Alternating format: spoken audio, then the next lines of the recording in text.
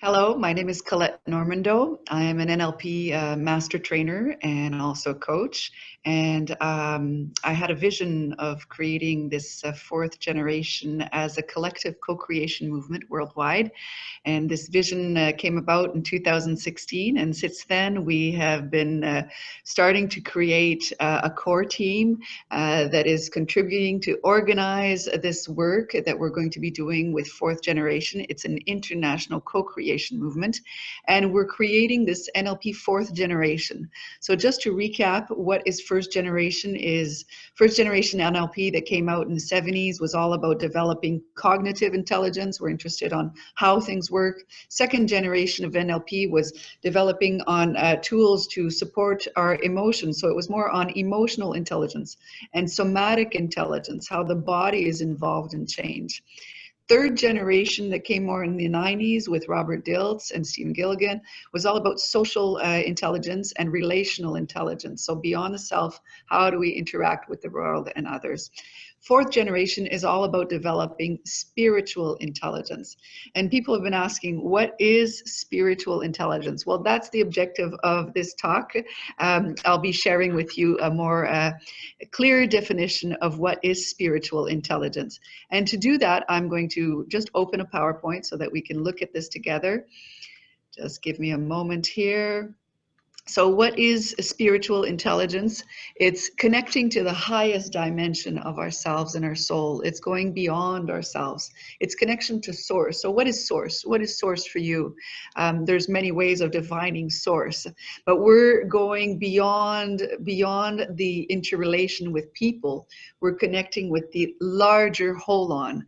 Robert Dilts is really fond of talking about the holon. We are a whole within a whole within a whole within a whole within a greater holon.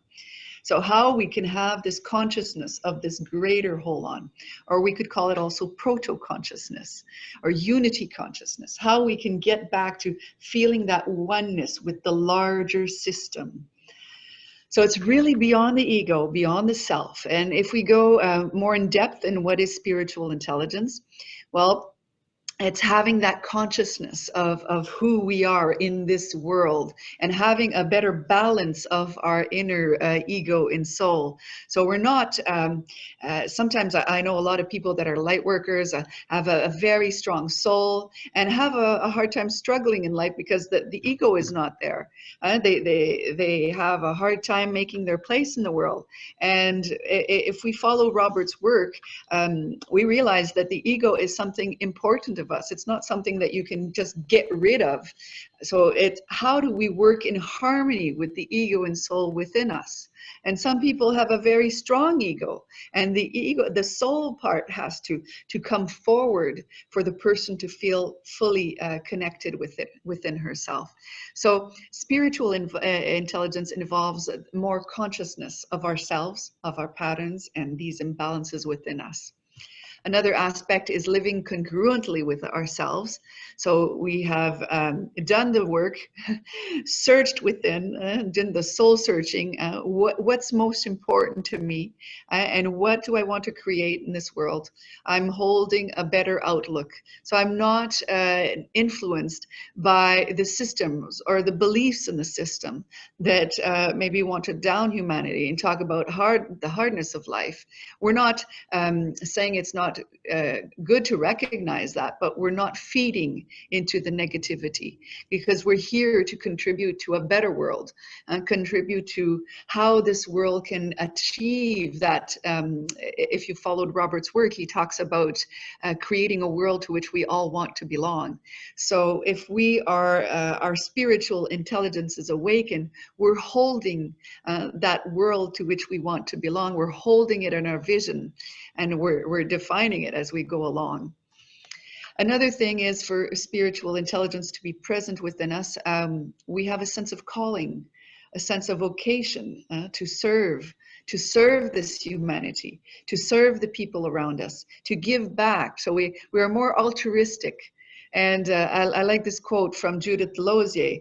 Judith Delosier says, "Save us all. May the next generation of NLPers be here to really save humanity." I believe NLP, when I had this vision of fourth generation being an international co-creation movement, it recognizing that we have such amazing tools.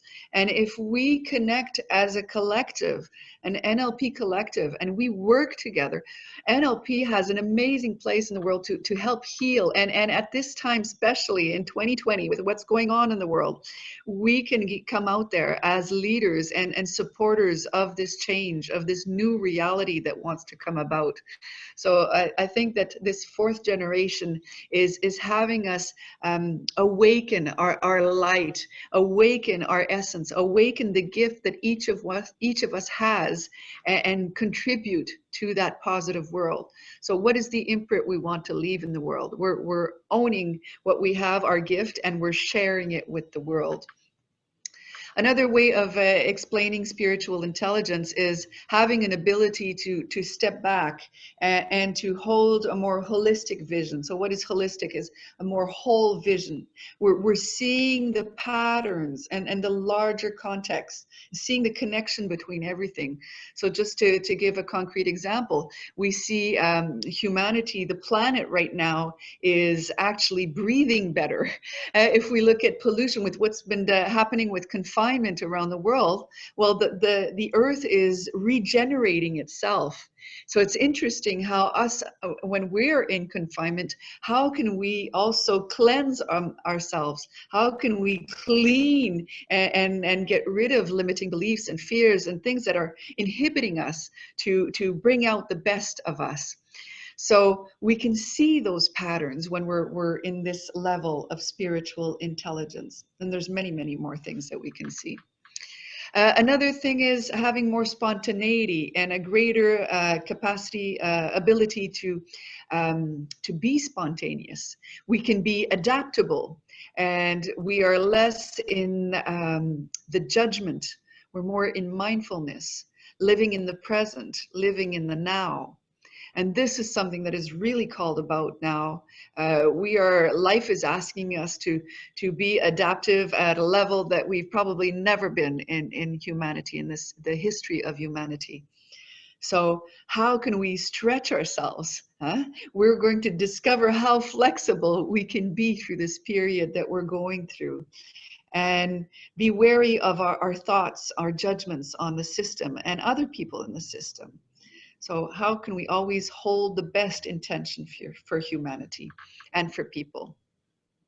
We're also acting out of wisdom. So what is wisdom? Well, wisdom is something that comes when you turn down the inner critic or the judgment or the fear or the hatred. The wisdom may be something coming from another level of yourself. So it takes us, it's important for us to maybe make silence. I don't remember who said, but when you're in silence, you can hear the whispers of God, or you can hear the whispers of your soul or your guides or whatever you name it. So acting out of wisdom, out of humility.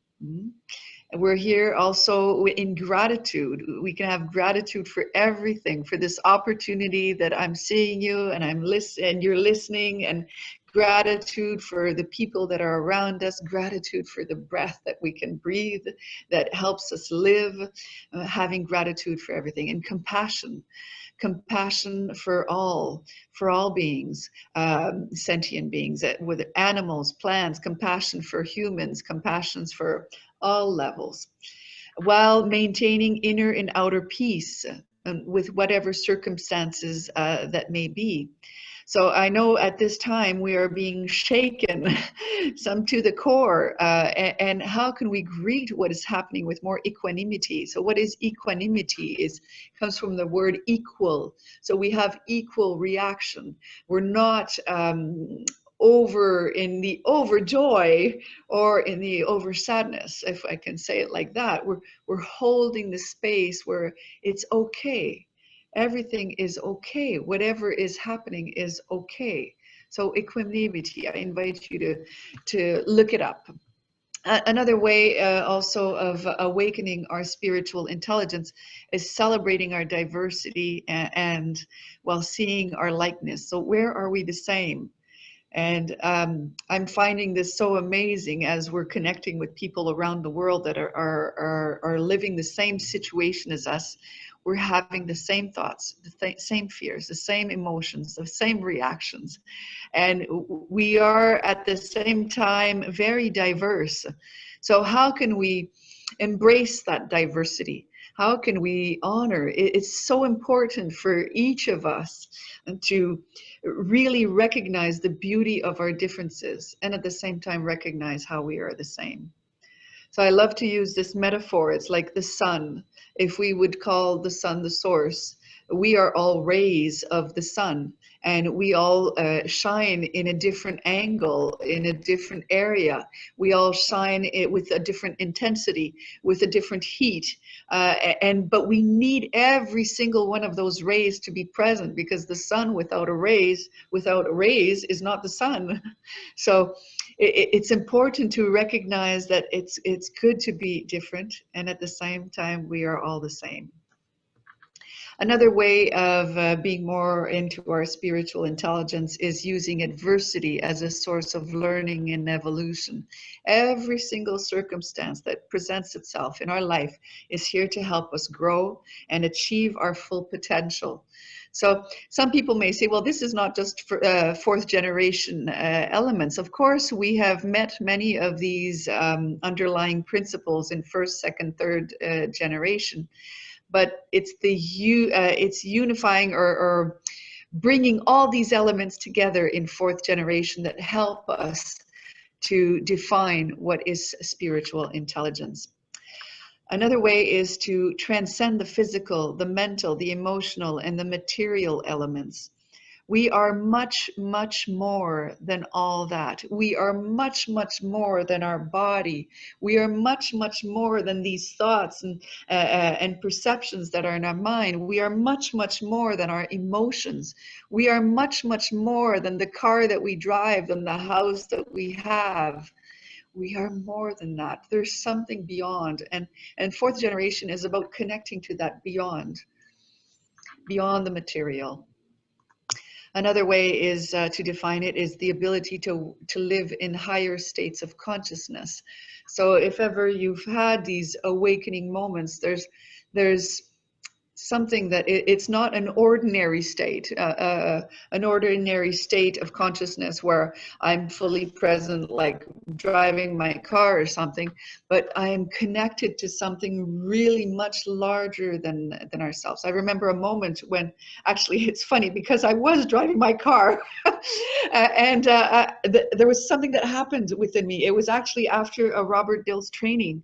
And there was this state of consciousness where like a veil was dissolved, and there was this full connection with with the greater whole, with it's like if you could access all information at the same time, and you could feel all emotions at the same time, and you could be connected with everybody at the same time.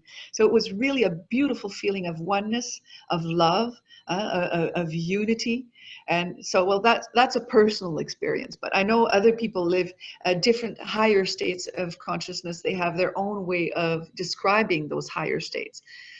So spiritual intelligence is all about that. Another thing that we recognize when we are awakening our spiritual intelligence is that we can sanctify ordinary, basic daily experiences. So what is it to sanctify? It's to bless everything. Whether you're washing your hands, actually I have a little ritual where I'm washing my hands, and the water that is washing my hands is, there's like an intention that is placed where this water is healing, this water is cleansing, and this water is blessed. And it blesses and heals and cleanses my hands. And it does much, much more than that with the intention. But this moment is sacred. Just the washing of the hands is a sacred moment. And there are many moments in our day where we can recognize what it brings to us and how it's so important and how we can bless it. Whether it be talking to a friend, whether it be tending to the garden, whether it be sipping your coffee or your tea or having a glass of water, whatever your actions are, every one of them is important and makes a difference in the system. So that's what sanctifying ordinary, basic daily experiences is about. The ability to use spiritual resources to solve human problems. So, what is a spiritual resource? Well, just maybe we'll start to define what is an inner resource for those who are in NLP. We'll talk about, well, courage is an inner resource, creativity is an inner resource, strategy, rigorousness, proactiveness, love, peace, calmness are all inner states. But spiritual resources would be something that is beyond us. I can call upon my totem animal to support me. I could call upon nature to support me. I could call upon angels or guides or my soul or God or source or however you name it to help support the situation that you are living in. And I can say personally in the past month, because it's been the confinement, how many times have I called on to my angels and my guides to support me, because the human side it does not have a reference for what we're living. And I believe that we're all working as a team. And some people would say, well, I don't believe in that, and it's okay, but maybe there's something else that you believe in. But there's strength that comes from connecting to this outer realm that supports us in this moment. So for me, I've had healings and I've had miracles that have happened with the support of spiritual resources. So this is something that fourth generation invites us, or is going to be exploring, is all these different examples where people have used spiritual resources to whatever it is to help heal themselves. Could it be physically, emotionally, mentally, to solve problems in their business or whatever. So that was just to give you a little insight on how we define spiritual intelligence. I hope that was useful. And as we mentioned in a previous video, we'll be sharing with you some of the first presuppositions that have come out of our work, also sharing with you other exercises that will support us all through this period. And if you are interested in joining our co-creation movement, so we are really at the cusp of branching out. We have a core team that is working on preparing the field and making this journey of co-creation the smoothest possible. And so the cells are going to be popping up in different areas of the world, and we hope you'll want to join us. And this is exciting, and I think we're going to bring a lot of good into this world, connecting together and working together. So bless you all. Namaste. Bye-bye.